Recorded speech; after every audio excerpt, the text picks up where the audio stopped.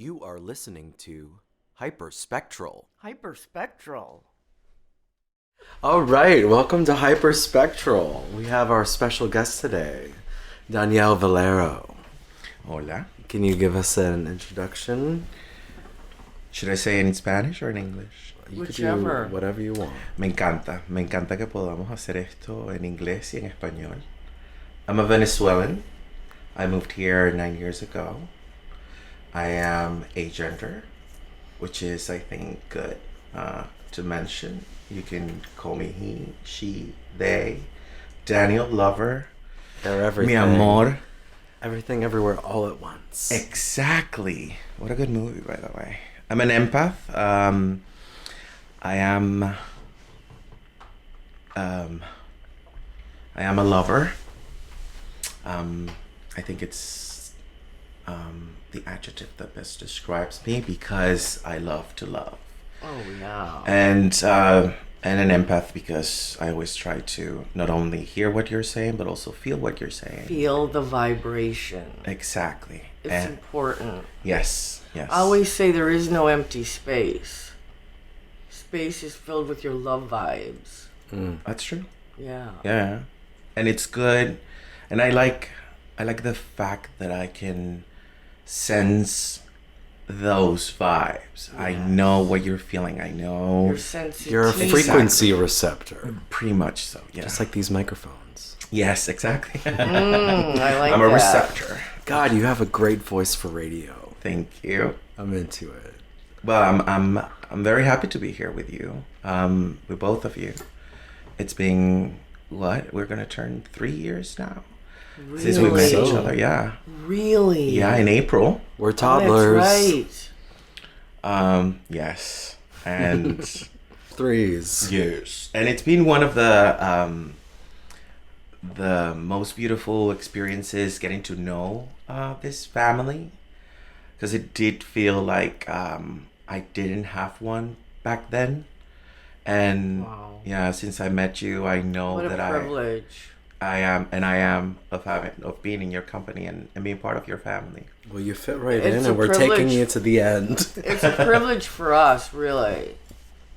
For me too, really. I feel the love, which is important. It's the first thing you get. We were mentioning about, that emotion. We also met in a very important date, which is your birthday. Oh, that's right. Yes, we went to that beautiful rooftop and we had delicious drinks. And Oh, that's right. yes, I remember that day, and I remember that I gave you a candle. And Which you did. yes, That was a I good gave you a candle. candle. Yes, it was a really nice candle, by the Yes, way. we burned it. Yes. At It It was like a oud 1288. wood. It was a 3-wick. Yeah, it was woody because I love woody. I love a good wood. And yeah, but I mean, little did I know that you actually had a business of making candles, which is delicious. I have some right now. I saw that. Yeah, I might take 2 home. Okay. Yes. And because the other 3 that I got already, I already used them because I love a good scent. And that you, my friends, have in your product. I love Oh, it. thanks. We're going to Yes. have you be the spokesmodel. Well, I would love that. Really. Just give me a script. I would love to do it more because it's so relaxing. I mean, Trisha knows Candle Day. I am just singing, humming. I've got all of the canisters out, filling them with oil, hand cutting the wicks, setting the wicks, melting the wax. I mean, it's a ritual. That's when I feel witchiest, is when I'm making candles. I love that. Yeah. I think that everything that we do when it has some sort of creative process in it, you need to be in that mindset. I mean, you're doing that, you're feeling like a witch, which is fantastic. It's an art form. It is. It is. I think everything we do is actually an art form. I agree. Every single thing we do. The art of life. Yes. And love. And love. Because Did everything's you know about that love. love and life are actually the same word? Oh, wow. Because V's and F's are the same. Okay. And all vowels are interchangeable. True. Yeah. Wisdom. Yeah. Leave it to her to tell you. I mean, come on. Have you ever heard of a V and an F being similar? A V and an F being similar? One's a hard V and one's a soft V. Oh, okay. It's kind of what we do in... V. Yeah. Well, in your language, of course. Well, Mine will be V and B, which is an F. F-A. Yeah. oh wow. Okay, baby. So I actually have a question for Go you. ahead. Just because we were recently in Europe and I was having conversations with a lot of people, and some of them spoke German, some spoke Italian, some spoke French. These are romantic languages. Yes. And I want to know, what is the agender option? How do we move forward? What are your ideas on it? Because I don't think there is an answer right now. There's a lot of thoughts in the think tank. But how do we take these romantic languages that have gender built into them to the modern world, to the future that we are building as non-binary, gender fluid, gender X, whatever you want to Queer, call it, yeah. people? I think it's a very difficult thing to achieve, especially because I don't mean all romantic languages or all the people that speak romantic languages, but specifically with Spanish, we are trying to leave behind the use of the O or the A at the end of a word to give it gender, her, him, using the E to turn it into a gender neutral word. But I think it's hard because of the people. Although Spain is a country where we can see that diversity is... The animals are going at it. I love that. Regina came, It's a live animal household here. Regina came out, which is Regina, right? Yes. Regina never comes out. Well, this is Regina's debut on the podcast. I don't think she's been out No, here she yet. hasn't been on the podcast. And I love it because she always comes out when I mean, this is the second time I've seen Regina. I've been here many She times. is. Hi, baby. Where, baby? And I love me a cat. Look at And her. I actually have a friend, she calls me gato, which is Cat. he cat, yes. And Gata. Gatex. Gate. And yeah, I love cats. It's an animal that I love so much. You see? Mm-hmm. She smells me. She knows I'm here. She wants your hand. Hello. Hello. So y'all are just leaving the O's and the A's off of things. Yes, so it's really hard. There are some words where we can use the E as in precedent. The Real Academia de la Lengua, which will be the Royal Academy of the Spanish language. Oh my God, Spanish language. Says that in the case of president, we shouldn't say presidenta because presidente is a term that it's agender, like it has no gender. So that's where we're trying to use the E. But going back to what I was saying is it's really hard when you have such a homophobic and transphobic society because most of the countries where you speak Spanish, they have this I don't want to call it machismo, but you know, the societies that are very An in-bed patriarchal presence. exactly very binary. Go to Italy. They've got some daddy issues up in there. I love Italy. And I the love it. men I mean, in Italy, it's amazing, but there are things that need to be worked on. And as a queer person in Italy, you can't just walk off the street into a queer space. You have to enter a lobby. They look at you. They go, "Are you a man? Are you gay? Do you know this is a bar with gay men?" you need to go through this an whole interview. thing, an interview, and then they make you buy a membership, a card. And So like going to a bathhouse here. exactly, but you can use the card throughout Italy for the gay bars, the bathhouses, everything. Oh, wow. There was one other queer bar in Rome that made us buy a different card, but usually they just like throw a drink in, so we were like, whatever. Okay. But it was just very interesting how like it Maybe they're works trying out. to shield Well, from, I think from there's the a straight, safety element, Yeah. Mm-hmm. but the fact that that's there means there's a problem. Of course. And part of the problem, I think, is the church in that country. It is the machismo of Italian men. Yeah. You know. And to be honest, the biggest female presence that I saw was in Milan, probably, of powerful females. Especially Fashion Week. I saw a lot of women strutting. And you could tell they were the designers and they were running the shows. They looked fine. It was incredible. I haven't seen, like women of a certain age go out and pound the pavement like they do in Italy. I think it's a very different way of how we see, especially in Italy, on our version of powerful. Although we know of all the machismo that takes place because of the church, of course, in Italy. When you go, or at least this was the experience for me when I was living in Venezuela, is that the woman runs the house. That's the important issue. You go to a house, you want to get good with the nonna, with the abuela, with the grandmother. If she accepts you, you're welcome in that house, unless the nonno would say, I don't like him. But the nonno basically doesn't say anything. It's a very, he is the ruler of the house in a way, but it's governed Final by say. He has the final say, but it's governed by the woman.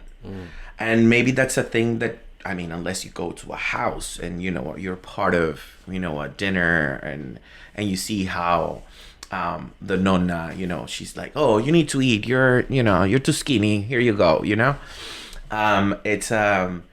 so yeah, that in that case it's complicated. I feel like every culture it's different. Of course, we have so many issues when it comes to the power that men have in most societies around the world. Well, look at that governor in Tennessee right now.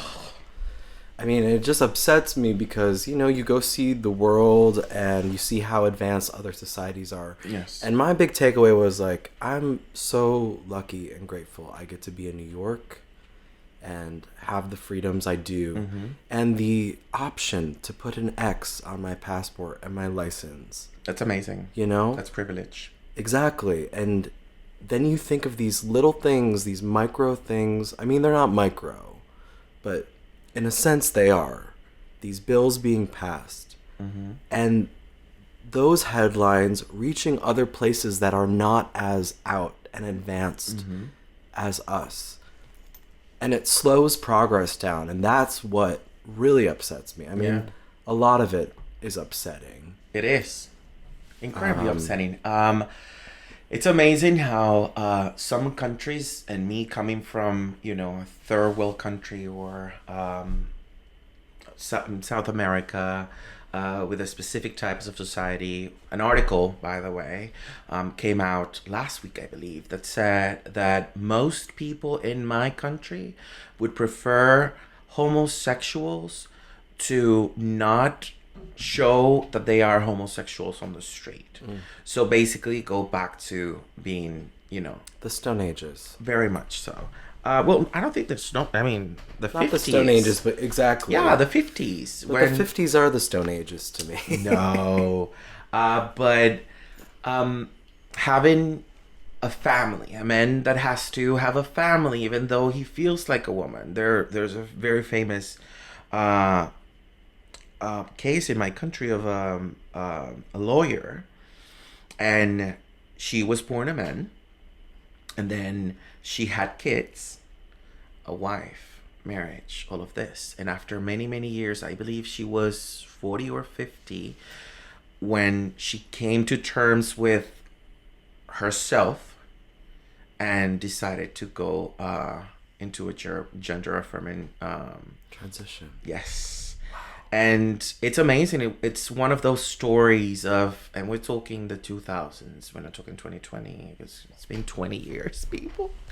And it was beautiful when I was growing up and seeing that, you know. Okay, so I shouldn't hide. I remember one time, being in my house having gay porn, yes, and just going insane and saying, no, this cannot be it. I am not like this. This is not right. And I tell you this, and it's amazing how far I've come. Those are the old tapes. Yay! Yes. You got to Good take the for old you. tapes out, Yes. put the new tapes in. Yes. And It's okay to be gay. and I was no, and I had this discussion, which is something that I do a lot with myself. And That's healthy. yes, I do have, you know, conversations with myself, and there's this voice that says, you know, that's very progressive, and there's this voice that's very conservative, and there's this voice in the middle that says everything's all right, everything's gonna be all right, and let's do what gives you happiness, because that's ultimately what matters, just to be happy, nothing else, and of course not harming anybody. But and then I remember the next day, because I put everything away. I was like, no more Kylie Minogue, no more Madonna, no more queerness. Oh my God, I'm melting. And then the next day, I was like, you know what? I cannot be this person that goes out and has a wife and has kids, and then it's all a lie. And you lived a sort of happy life because that's what you thought that it was, that happiness was. But then in the end, you realize that it wasn't happiness. You were just she was just living like you know, like I don't know, I would say amoeba. I mean, you're just there and you just, you know, light, and that's it. But you're living your authentic truth, and that's what's most important. Yes. And it's difficult, but you know, it's achievable, I guess.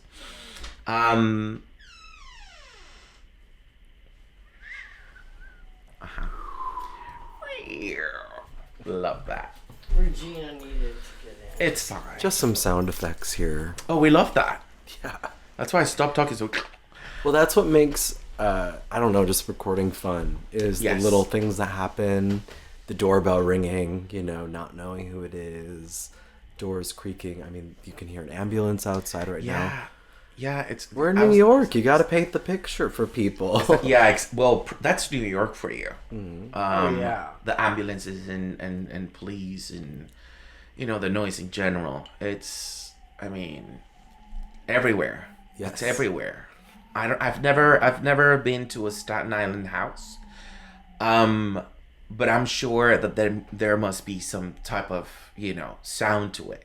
Mm-hmm. And I think every borough has that. Every borough has a different sound. A different frequency. Yes. Add that into the equation of the frequency of the humans here. Exactly. Which there are so many. Yes. I always say New York is this place of higher coexistence, you know? Because I think for the most part, people figure out a way to be around each other and keep the peace.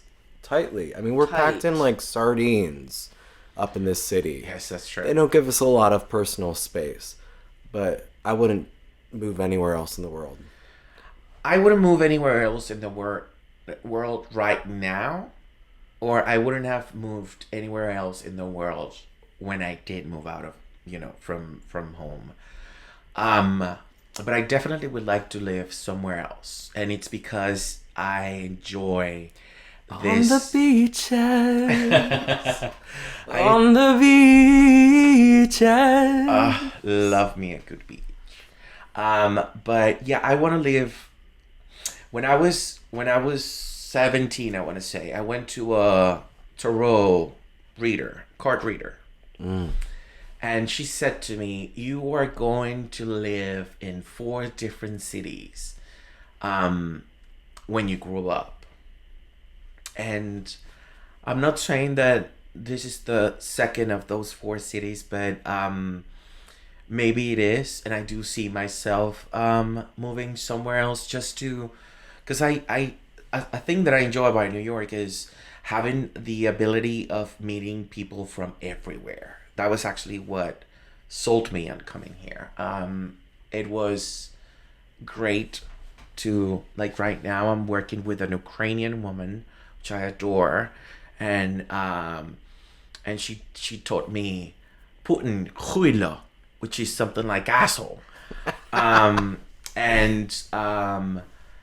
there's a Russian woman down the hall with a Ukrainian flag, showing support. And I have people from Dominican Republic, of course. This is New York. I love mi dominicano, lo amo. Puerto Rican también lo amo. I mean, I have people from Jamaica, Trinidad, Guyana, which is a country right next to mine, which has had a dispute with my country for several years, for hundreds of years, I would say. And we meet and we're like, you know what? That's there. That's back home. Here, you and I, we're leaving and we are going to be friends, and that's beautiful. Beautiful.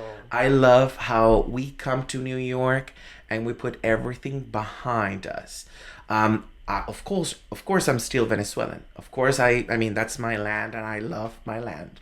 But here you get to be a human first and then be a human that comes from a place. I don't know if you get what I'm saying. And I think we sometimes forget about that when we are in our own countries or in our own cities. We have like, yeah, we're from, I don't know. I'm this first, and then no, here you're a human. You meet humans, you love humans, and also I am this person. I was born here. And that's what I love about New York. I have always loved that about New York. And that's our PSA for the night. Move to New York. Yes. Be yourself. Yeah. Come and experience New York. If you're listening from, I don't know, I want to say Bolivia, and it's your dream to come and live in New York, do it. As soon as you can, try it, and maybe you'll regret it. Maybe you're not going to enjoy it. Maybe you'll record an episode of a podcast with us. Exactly. You never know. You might end up in this living room. Who knows? I mean, I'm 2,100 and something else miles away from home, which is 3,400 kilometers. And I'm here sitting with you. And you're home, though. Yeah. You never know where you'll end up. It's true. Wow, that puts it into perspective. Exactly. Hyperspectral. Hyperspective. Exactly. Hyperspective. Yes. It's great. It's beautiful, and that's what I love about New York. I mean, as much as I love New York, I would love to just continue and see what other things I can learn and experience in another land, in another place. Because that perspective changes you. Mm-hmm. And as an artist, I mean, I love being in new places because it challenges my mind. Yes. Because I'm not seeing the same patterns I do every day. Mm-hmm. And after living in New York for 15 years, I can't say it's lost its sparkle to me. It'll always glisten. Yeah. The minute I wake up. But, sometimes you need to go somewhere else and be challenged. Yes. And out of your comfort zone to come back and really appreciate it. Yeah, I'm an artist too. I haven't mentioned it here. I went to school for fashion design and I love fashion design. I think I'm in a hiatus. I read this, I don't remember, maybe Facebook, one of those ads. And it said that Vera Wang didn't design her first dress until she was 40, I think. I'm going to turn 33. I'm going to be 33. I thought you were 26. Well, yes. Seriously. Thank you. 28. I take that. I'm going to be 33 on the 16th of March, which is, it's coming soon. Oh boy, how do you feel? I feel fantastic. Are you looking forward to this solar reunion? I am. I used to be, and I'm still afraid of aging, because of, I don't know what's going to happen with my body more than anything else. In the sense of, I don't know if I'm going to be able to walk when I get to be 70. My grandmother died and she was bedridden. So she couldn't really, stand up, do all the things that she used to do. She was such a happy, joyous person. She would sing, wow. she would drink. She was the life of the party. She was there. One of the Golden Girls. Pretty much, though. Yes. I see a Kind of a black- similarity. Huh? I see a similarity. Yeah. Well, I think I am both of my grandmothers. Okay. And she was, a presence. She was so joyous, amazing. But then she couldn't, get up again. And that's something that really frightens me. The fact of not being able to do certain things when you get to a certain point. I'm not saying that age will change you, but it does. Physically, emotionally, as a human being. Because it's, You know it's what, part though? of life. Change is constant. Yes. Change is a force of nature. Yeah, it's the only thing. There's space, time, energy. It's all going. Yeah, that's true. Change is the only constant. Yes. And that's the only thing that frightens me. But after I passed 28, I am just enjoying life. In my 30s, oh my God, I love my 30s. Yay. Yes, and I'm sure I'm gonna love my 40s as well.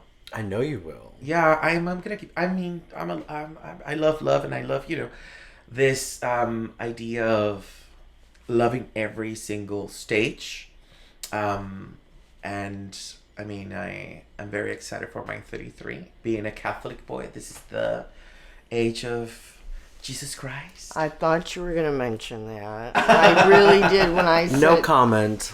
Yeah. Well, I'm Venezuelan, so I grew up in the Catholic Church. I was baptized. I did my first communion. And I did my confirmation before getting... yeah. They tried to trap me because I went to Catholic school. They tried to trap me too. That's Did why you I was do- having PTSD in the Vatican last week. I was like, do you know what you did, to me? I get it. I have my best friend. I want from reparations for that from the Catholic Church. My best friends from school, he came to visit President's Day weekend, and we were talking about how miserable he was at school and how much I loved school, even though I was bullied, of course, fat and queer. What do you want? And I mean, we want it all. But that I think that made me the person that I am. I would love for people not to go through it. But Daniel, it's not a masochist.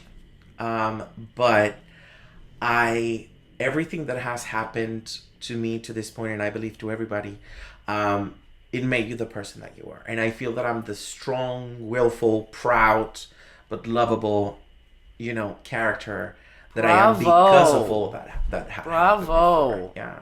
Character and human. Above all. Yes, I am a human. I love that. Every time I say something, I say human. People sometimes I'm like, okay, I know what you're getting with your gender thing. Some people do welcome it. I mean, like, that's a pretty way of talking. Saying like, well, because we're humans, or oh my God, this human, that and that. And they're like, okay, it sounds good. Because sometimes you say, oh, this woman, you're like, you don't know. But sometimes when it's a woman or men, it comes, filled with hate for some reason, which is stupid, to hate a gender, which is where I come. My particular experience of being agender is, I think we shouldn't have that. We shouldn't have the binary. We shouldn't be men or women. You should be what you want to be called. And when you come to people from a neutral place, there's going to be more peace in the world. I agree. You know, if we address people as a neutral, like with a neutral greeting. Mm-hmm. But what if gender was only your own personal decision of self-expression, and it's a spectrum, number first of all. Yes. That's Of what course. people miss, though. They don't understand. They think the it's a spectrum, or binary. they're I know they scared don't, to they don't understand. realize a spectrum has no limits. Mm-hmm. There is no beginning and end. It's not one or the other. Yes. It's a full range Yes. of things. And I forgot what I was going to say. Looking into your eyes, it just melts me. Oh, don't say that. This has been so special having you here. It is always special when the three of us are together. It's been a long-awaited podcast. Yes. True. I was scheduled to do this maybe a month or two ago, and we couldn't do it. And I had a bottle of Bombay, not that big though, but I had a bottle of Bombay ready because I'm going there. I gotta bring something because I don't like coming to nobody's place with empty-handed. My grandmother taught me this, and the other one, and then we had to cancel, but today was just like that. Danny, come today. Let's do this. Honestly, I like talking, clearly. And I like that it is very, there's no script. I didn't even know what I was going to say here. See, this is what is our point. Yes. Unscripted. Yes. You have to say that now because everything is scripted. Yes, pretty much Game so. shows are scripted. Reality TV, sometimes it is. It is produced, which is It is. basically scripted. Yes, exactly. They tell you, well, this is how you should react and this is what you should say. Yeah. Because To they want to produce- make good TV that people are going We to want to make interesting respond to. television. Yes. But, like, we want it to be unscripted and we want it to be real. Yes. Well, that you are. That's for sure. That we are. We are. That we are. Yes. That we And I'm are. sure everybody that has been a part of this experience, it's also very real, very... Well, I actually heard, I was listening to Elena. Elena. And Elena or Elena? Elena. Okay. And I enjoyed it very much. And I was listening to it while I was working. After the message, I was like, okay, let me listen to what this is about. Because, yes, I like the unscripted, but also, she gotta be prepared. You want to know what you're getting into. Yeah, she wanna be prepared. I don't want to be a fool. And, arriving there and then having this magnificent first episode and me being, oh my God, why are we listening to this guy? I want you back on the show. I will gladly come back. Trust and believe we could spend hours. I have like 50 more topics I want to go in, Yes. in with you, but We love I have to say today happened just on time. And, Everything does. And we love you. And you. Both of you. I really do. Yay.